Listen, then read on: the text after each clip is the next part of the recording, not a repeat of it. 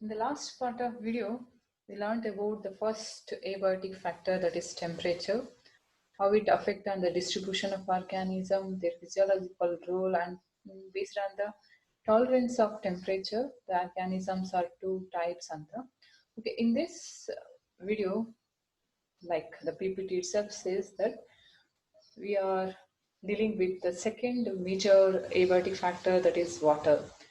ನೀರು ಅಂದ್ರೇನು, ನೀರು ಏನೇನು ಬೇಕಂತ ಗೊತ್ತಿದೆ ನಮಗೆ. Okay, it's a physiological basis of cell. ಪ್ರೋಟೋಪ್ಲಾಸಮ್ಗೆ ಸೈಟೋಪ್ಲಾಸಮ್ಗೆ ನೀರು ಇರಲೇಬೇಕು. ಎಲ್ಲ ಆರ್ಗ್ಯಾನಿಸಮ್ಸ್ದು ಒಂದು ಲಿವಿಂಗ್ ಕಂಪೋನೆಂಟು ಎಲ್ಲ ಎಂಜೈಮ್ಸ್ ಆಕ್ಟಿವೇಟ್ ಆಗಿರಬೇಕು ಅಂತ ಅಂದರೆ ಎಂಜೈಮ್ಸ್ ಪ್ರತಿ ಪ್ರೋಸೆಸ್ ನಡಿಬೇಕಂದ್ರೆ whether it is like respiration ಇರಲಿ, ಡೈಜೆಷನ್ ಇರಲಿ, ಫೋಟೋಸಿಂಥಸಿಸ್ ಇರಲಿ, ಎಲ್ಲದಕ್ಕೂ ರಾ ಮೆಟೀರಿಯಲ್ ಅಂದರೆ ಅದೇ ಅದು water. Okay, water is a very very important abiotic factor. Okay, ಇದು ಹೇಗೆಲ್ಲ ಅಫೆಕ್ಟ್ ಮಾಡುತ್ತೆ ಪ್ಲಾಂಟ್ಸ್ನ, ಡಿಸ್ಟ್ರಿಬ್ಯೂಷನ್ ಆಫ್ ಆರ್ಗ್ಯಾನಿಸಮ್ನ, distribution of vegetation, how many types of organisms are there based on this water availability ಅನ್ನೋದನ್ನೆಲ್ಲ ಈ ಟಾಪಿಕಲ್ಲಿ ಈ ವಿಡಿಯೋದಲ್ಲಿ ನಾವು ನೋಡ್ತೀವಿ. Okay, what is water? Water is ಗೊತ್ತೆ ನಮಗೆ, ಇದೊಂದು ಏನೋ ನಾವು ಬಯಾಲಜಿಕಲಿ ಹೇಳೋದಾದ್ರೆ ವಾಟರ್ ಅಂದ್ರೇನು, it's an important component of protoplasm. Okay, it's used as A solvent, reactant and metabolic byproduct also. ಅಂದ್ರೆ ರೆಸ್ಪಿರೇಷನ್ ಅಲ್ಲಿ ಆಸ್ ಎ ಬೈ ಪ್ರಾಡಕ್ಟ್ ಆಗಿ ಕೂಡ ಬರುತ್ತೆ. And essential material for maintaining turgidity. ಒಂದು cell living ಆಗಿರ್ಬೇಕು ಅಂತ ಅಂದ್ರೆ ಆ ಟರ್ಜಿಡಿಟಿನ ಗ್ರೋ ಆಗ್ಬೇಕಂದ್ರೆ cell turgidity is very important. ಆ ಟರ್ಜಿಡಿಟಿಗೆ ಹೆಲ್ಪ್ ಮಾಡೋದಂದ್ರೆ ಅದು this water. Water is an inorganic, transparent, tasteless, odorless, and nearly colorless chemical substance, which is the main constituent of Earth's hydrosphere, and the fluid of all the non-living organism is called in other country water. ಹೌದು, ಇದು inorganic, ಯಾಕಂದ್ರೆ hydrogen ಮತ್ತು oxygen ಇಂದ ಮಾತ್ರ ಆಗಿವೆ. Transparent ಕೂಡ, tasteless ಕೂಡ, smell ಕೂಡ ಇರಲ್ಲ, ನಿಯರ್ಲಿ ಕಲರ್ಲೆಸ್. ಹೌದು, ಅದು ಅಂದ್ರೆ ನಿಯರ್ಲಿ ಅಂತ ಯಾಕೆ ಹೇಳ್ತೀವಿ ಅಂದ್ರೆ ಲೈಕ್ ಅದು ಕೂಡ ಏನೋ ಒಂದು ಕಲರ್, ವಾಟರ್ ಕಲರ್ ಅಂತ ಕೂಡ ಕರಿತೀವಲ್ವಾ. ಹಾಗಾಗಿ main constituent of earth hydrosphere and it's a fluid of all living organisms ಅಂತ ಒಂದು ಇದಕ್ಕೆ ಏನಂತ ಹೇಳ್ತೀವಿ, ವಾಟರ್ ಅಂತ ಕರಿತೀವಿ. Okay, there is the most important factor influencing the life of organism. Okay, as I earlier mentioned that it's a physiological basis of life. ಹಾಗಾಗಿ ಇದು very important influencing factor life of organisms. Life on Earth originated in water itself. In ecology evolution ಅನ್ನೋ chapter ಅಲ್ಲಿ ಇದನ್ನ ತಿಳ್ಕೊಳ್ತೀರಿ. The life is originated in water. First cell information ಆಗುತ್ತಲ್ವಾ, ಅದು water ಅಲ್ಲಿ. ಹಾಗಾಗಿ the first evolutions take place ಆಗಿದೆ from single cellular which are aquatic to the terrestrial. Plants ಅಲ್ಲಿ ತಗೊಳ್ಳಿ, ಆಲ್ಗೆ ವಾಟರ್ ಅಲ್ಲಿ ಇತ್ತು. Bryophytes, amphibia, first independent terrestrial plants ಅಂದ್ರೆ ಟೆರಡೋಫೈಟ್ಸ್, ಆಮೇಲೆ ಜಿಮ್ನೋಸ್ಪರ್ಮು, ಅದಾದ್ಮೇಲೆ ಬಂದಿದ್ದು ಏಂಜಿಯೋಸ್ಪರ್ಮ್. ಹಾಗಾಗಿ ಲೈಫ್ ಅಂಡ್ ಅಂದ್ರೆ ಆರ್ಜಿನೇಟ್ ಆಗಿದ್ದಂದ್ರೆ ವಾಟರ್ ಇಂದ. ಅದು ಅನ್ಸಸ್ಟೈಬಲ್, ನಾವು ಬದುಕೋಕೆ ಆಗಲ್ಲ ವಾಟರ್ ಇಲ್ದೆ. ಹೌದಾ, ಎಷ್ಟು ದಿನ ಬದುಕ್ಬೋದು ನೀರ್ ಇಲ್ದೆ? 2 ದಿನ ಇರ್ಬೋದು, 3 ದಿನ ಇರ್ಬೋದು. ಆಮೇಲೆ ಎಲ್ಲಾ ಎಂಜೈಮ್ಸ್ ಆಕ್ಟಿವೇಟ್ ಆಗಿರ್ಬೇಕು ಅಂತ ಅಂದ್ರೆ ಏನ್ ಬೇಕು? ವಾಟರ್ ಇರ್ಲೇಬೇಕು. ಹಾಗಾಗಿ the life on earth is unsustainable without water. ಹಾಗಾದ್ರೆ what are the roles of water? Water ಏನೇನು ರೋಲ್ ಇದೆ? Very important. First role, it is responsible for growth, development of plant. Is of great importance. Not only plant, even for all the organism, it is responsible for growth and its development. Growth, seedu swell agi, adadmele adu germinate agi, adrinda differentiation of organs, morphogenesis agi, root formation agi, flowers bloom agi, fruit formation agodu, prati one single events gain bekagutte, water bekagutte. It's an important constituent of protoplasm. Protoplasm ಅಲ್ಲಿ 80% of water ಇರುತ್ತೆ. The cytoplasm ಅಲ್ಲಿ ಅಂತ ಹೇಳ್ತೀವಿ. The cytoplasm as major component is water.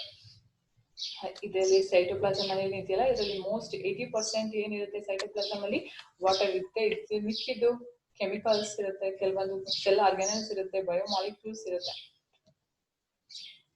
It is a medium of biological reaction inside the cell. ಹೌದು, ಏನೇನು reactions ಆಗುತ್ತೆ, digestion, respiration, excretion, circulation, photosynthesis, cellular respiration, growth, development ಎಲ್ಲ ಪ್ರತಿಯೊಂದು metabolic activities, biochemical ರಿಯಾಕ್ಷನ್ಸ್ಗೆ water is the medium. The turgidity of cells maintained by water, the movement of minerals is by water, the organic solutes, the food translocation takes place through water, transportation of materials it takes place water, all are due to water only. Like the three types of movement are there: inside the cell, endosmosis; outside the cell, exosmosis. The hypotonic solution, isotonic solution, hypotonic solution. Okay, the cellular movement of cell, between the cell, across the cell. Okay, ಇದೆಲ್ಲ ಆಗೋದು ಯಾವ್ದ್ರಿಂದ? Cell. The ಫ್ರಿಜಿಡಿಟಿ, ಪ್ಲಾಸ್ಮಾಲಿಸಿಸ್, plastic, ಇದಕ್ಕೆಲ್ಲ ಕಾರಣ ಆಗೋದಂತ ಅಂದ್ರೆ water. ಹಾಗಾಗಿ ವಾಟರ್ನ ನಾವು basis of life ಅಂತ ಕರೆಯೋದು. It's a raw material for photosynthesis itself. C6H12O6 ಏನ್ ಪ್ರೊಡ್ಯೂಸ್ ಆಗುತ್ತಲ್ವಾ, it is produced from carbon dioxide and water in the presence of sunlight and chlorophyll. ಹಾಗಾಗಿ the water is the raw material for photosynthesis. ನೋಡಿ, sunlight ಬೇಕು, carbon dioxide plus water and the photosynthesis ಆಗುತ್ತೆ to produce glucose or sucrose and releasing oxygen. ಇಲ್ಲೂ ಕೂಡ ಒಂದು by product water ಕೂಡ release ಆಗುತ್ತೆ ಅಂತ ನಾವು ಓದಿದ್ವಿ, ಗೊತ್ತಿರುತ್ತೆ ನಿಮಗೆ. Okay, this is about the role of A few examples ಅಷ್ಟೇ ಕೊಟ್ಟಿರೋದು ನಾವು, rolls of water. Next, the source of water. ಯಾವ್ದು ಸೋರ್ಸ್ ಆಫ್ ವಾಟರ್ಸ್? ಎಲ್ಲಿಂದ ವಾಟರ್ ಭೂಮಿಗೆ ಎಲ್ಲಿಂದ ಬರುತ್ತೆ? ರೈನ್ ಇಂದ ಬರುತ್ತೆ. ಅದನ್ನ ರೈನ್ ಫಾಲ್ ಅಥವಾ ಪ್ರಿಸಿಪಿಟೇಷನ್ ಅಂತ ಕರಿತೀವಿ. The main source of water to the soil is precipitation.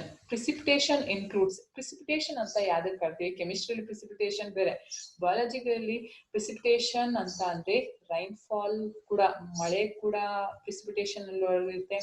ಮತ್ತೆ ಹೈಲ್ ಸ್ಟೋಮ್, ಹಾಲಿಕಲ್ ಆಗುತ್ತಲ್ವಾ, ಅದು ಕೂಡ ಸೋರ್ಸ್ ಆಫ್ ವಾಟರೇ. ಅದಲ್ಲದೆ ಸ್ನೋ ಫಾಲ್ ಆಗುತ್ತಲ್ವಾ, ಇದು ಕೂಡ source of water. Okay, the three collectively, rainfall, hailstorm, and the snowfall are called precipitation. Okay, these are the three sources of water. The rainfall depends on, rainfall ಯಾವ್ದ್ರ ಮೇಲೆ depend ಆಗಿರುತ್ತೆ? Any idea? rainfall ಮಳೆ ಯಾವ್ದ್ರ ಮೇಲೆ depend ಆಗಿರುತ್ತೆ? Okay, geographical area. ಈ ಮೇಘಾಲಯದಲ್ಲಿ ಯಾವಾಗ್ಲೂ ಮಳೆ ಆಗ್ತಿರುತ್ತೆ, ತುಮಕೂರಲ್ಲಿ, ಮಲೆನಾಡಲ್ಲಿ, ಮಡಿಕೇರಿಲಿ. ಮತ್ತೆ ನಾವು ಕರ್ನಾಟಕದಲ್ಲೇ 3 ತರ ಡಿಫ್ರೆಂಟ್, ನಾವು ಬೇರೆ ಬೇರೆ ತರ ನೋಡ್ತೀವಿ. ಯಾವಾಗ್ಲೂ ಮಳೆ ಆಗೋದು ಒಂದ್ ಕಡೆ, ಕಮ್ಮಿ ಮಳೆ ಆಗೋದು ನಾವು ಪಾವಗಡದವರು ಅದಲ್ವಾ. ಈ ಕಡೆ ನಾವು ತುಮಕೂರಲ್ಲಿ ಹೇಳೋದ್ರದ ರೀಜನ್, ಈ ಕಡೆ ಗುಬ್ಬಿ ಕಡೆಗೂ ಏನ್ ಜಾಸ್ತಿ ಮಳೆ ಆಗಲ್ಲ, ಹೌದಲ್ವಾ. ಆ ಬೇಸಿಸ್ ಮೇಲೆ ದ ಜಿಯೋಗ್ರಫಿಕಲ್ ಆಫ್ ಇಂಡಿಯಾನ ನಾವು ಡಿವೈಡ್ ಮಾಡೋದಾದ್ರೆ, ಡೆಸರ್ಟ್ ಅಂತ, ಅರಾವಳಿ ಅಂತ, ವಿಂಧ್ಯಾಸ್ ಅಂತ ಈ ಕಡೆ, ಛೋಟಾ ನಾಗ್ಪುರ್, ಸುಂದರ್ಬನ್ಸ್, ಡೆಕ್ಕನ್ ಪ್ಲಾಟ್ಯೂ, ಈಸ್ಟರ್ನ್ ಘಾಟ್ಸ್, ಮತ್ತೆ western Ghats, Nilgiri hills, cardamom hills, Andaman Nicobar, Lakshadweep. Okay, ಈ ತರ ಎಲ್ಲ ಡಿಫ್ರೆಂಟ್ ಏರಿಯಾಸ್ ಡಿವೈಡ್ ಮಾಡ್ತೀವಿ. ಯಾಕೆ ಡಿವೈಡ್ ಮಾಡ್ತೀವಿ? Based on the distribution of the rainfall, the percentage of rainfall ಎಲ್ಲೆಲ್ಲಿ ಆಗುತ್ತೋ ಹಾಗೆ ಅಲ್ಲಿ ವೆಜಿಟೇಷನ್ ಕೂಡ ಡಿಫ್ರೆಂಟ್ ಆಗಿರುತ್ತೆ.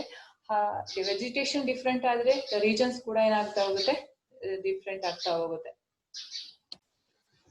ನೆಕ್ಸ್ಟ್, ದ ರೈನ್ಫಾಲ್ ಡಿಪೆಂಡ್ ಆಗುವಂತ ಫ್ಯಾಕ್ಟರ್ ಏನಂತ ಅಂದ್ರೆ velocity of wind and it's direction.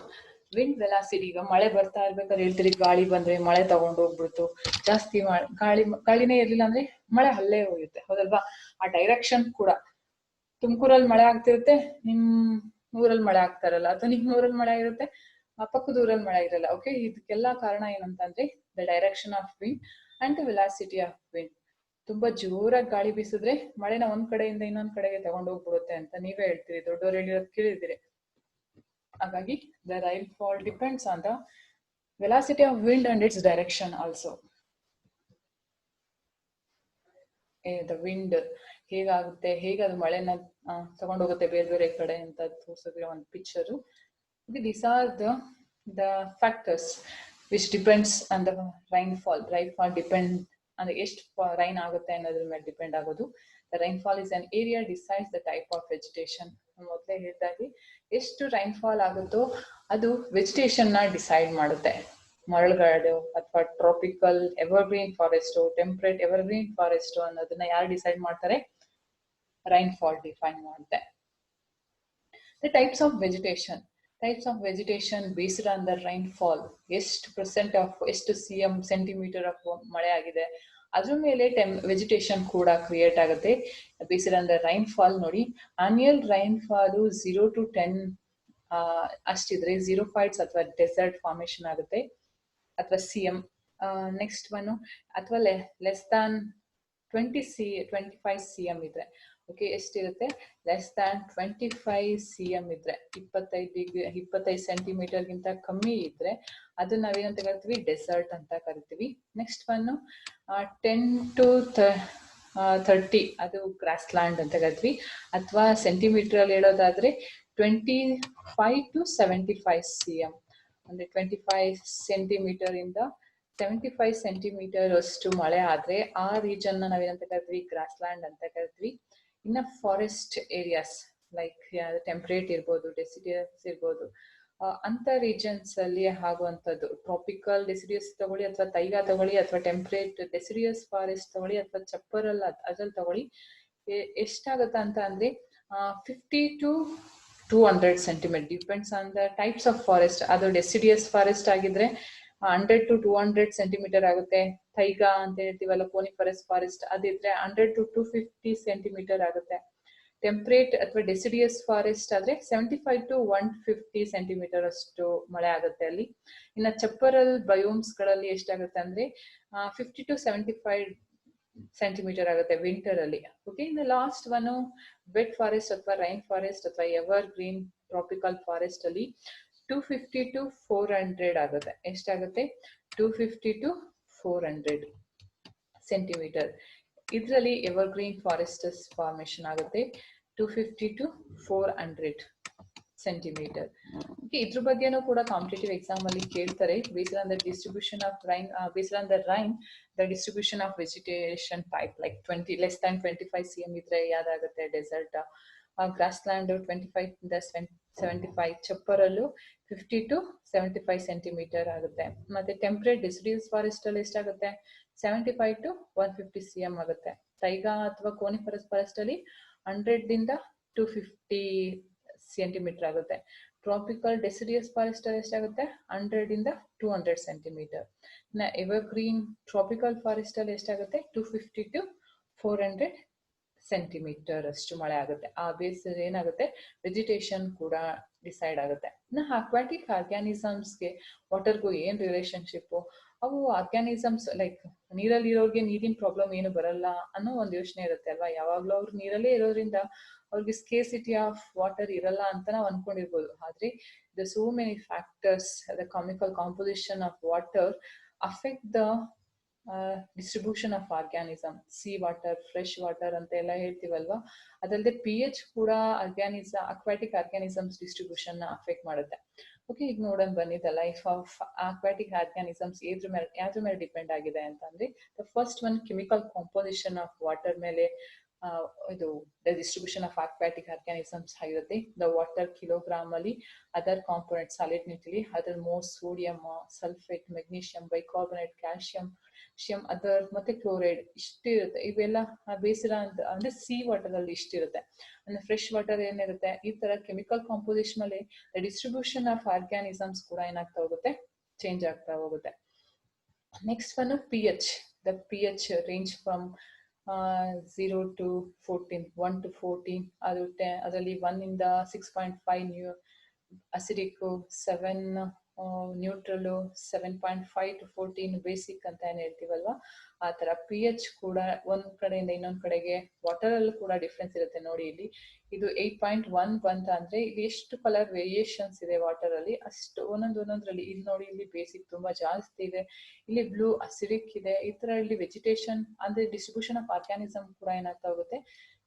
Difference ಆಗ್ತಾ ಹೋಗುತ್ತೆ. Other factors of water, other factors ಅಂದ್ರೆ ಟೆಂಪರೇಚರ್ ಇರ್ಬೋದು, ದ ಲೇಯರ್ಸ್ ಆಫ್ ವಾಟರ್ ಇರ್ಬೋದು.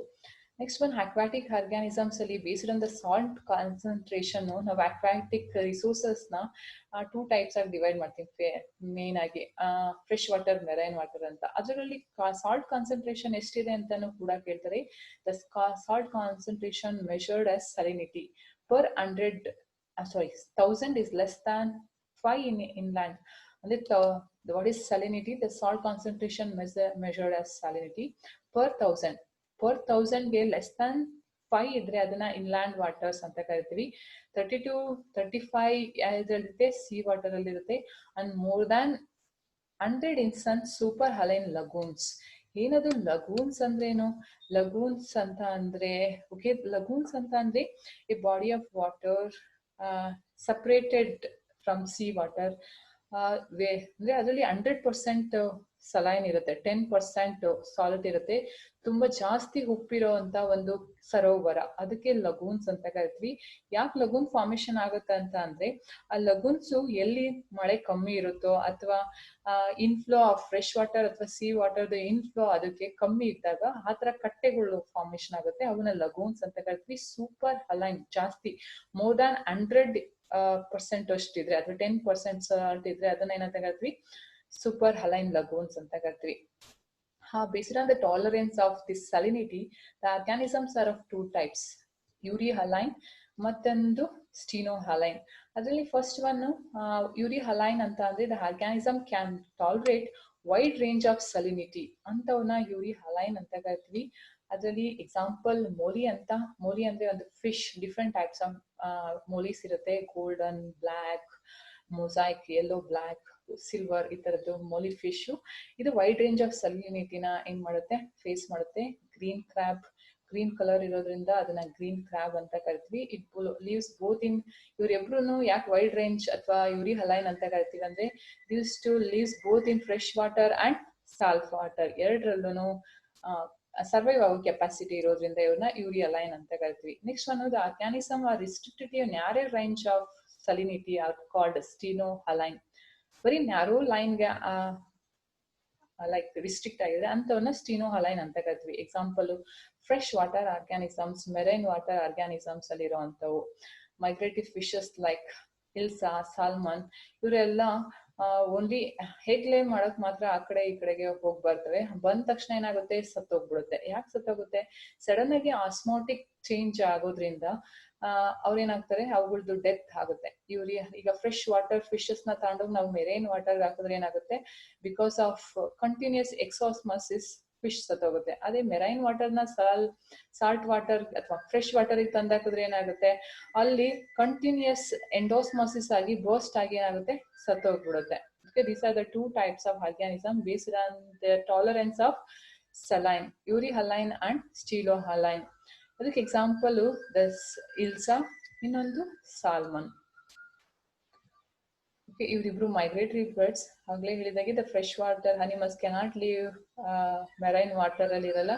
ಹಾಗೆ ವೈಸ್ ವರ್ಸ, ಮೆರೈನ್ ವಾಟರ್ ಇರೋ ಫಿಶಸ್ ಫ್ರೆಶ್ ವಾಟರ್ ಅಲ್ಲಿ ಬದುಕಲ್ಲ. ಯಾಕಂದ್ರೆ because of osmotic problems. Okay, the types of plants based on the distribution of rainfall basis ಮೇಲೆ, water requirement ಮೇಲೆ ಪ್ಲಾಂಟ್ಸ್ ಅನ್ನ ನಾವು 3 ಡಿಫ್ರೆಂಟ್ ಟೈಪ್ಸ್ ಆಗಿ ಡಿವೈಡ್ ಮಾಡ್ತೀವಿ. ಹೈಡ್ರೋಫೈಟ್ಸ್ ಅಂತ ಅಂದ್ರೆ they live in water, dam places like lotus, water lily, ಅವೆಲ್ಲ hydrophytes ಅಂತ ಕರಿತೀವಿ. ಹೈಡ್ರಿಲಾ ಕೂಡ example for hydrophytes. Zostera, sea grasses, ಅವರೆಲ್ಲ ಹೈಡ್ರೋಫೈಟ್ಸ್. ನೆಕ್ಸ್ಟ್ ಒನ್ ಮೀಸೋಫೈಟ್ಸ್ ಅಂದ್ರೆ ಮಾಡರೇಟ್ ಅಮೌಂಟ್ ಆಫ್ ಮಾಯಿಶ್ಚರ್ ಮತ್ತೆ ಏರೇಷನ್ ಇರೋ ಪ್ಲಾಂಟ್ಸ್.